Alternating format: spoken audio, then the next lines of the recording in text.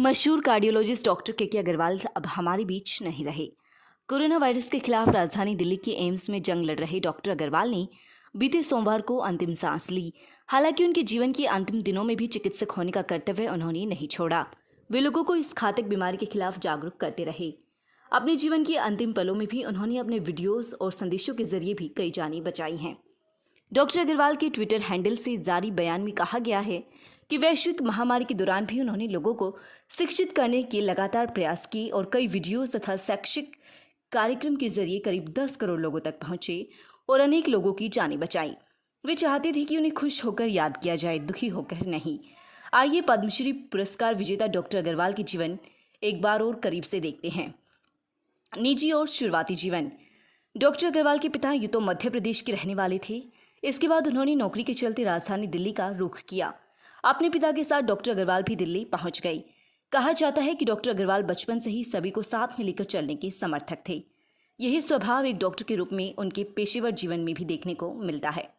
Heart रोगी विशेषज्ञ doctor के अग्रवाल का कोरोना से एम्स में निधन। कई दिनों से वेंटिलेटर पर चल रहा था इलाज। शिक्षा और पेशेवर जीवन।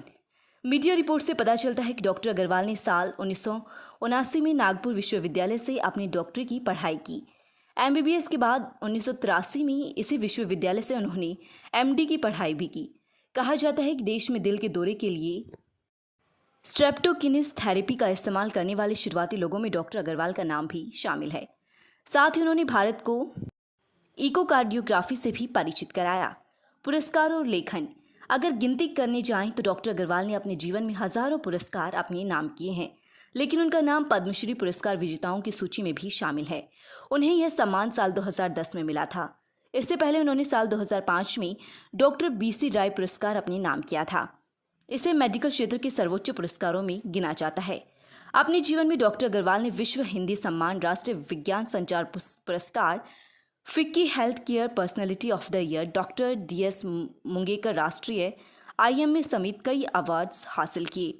उन्होंने चिकित्सा विज्ञान से जुड़ी कई किताबें लिखी हैं।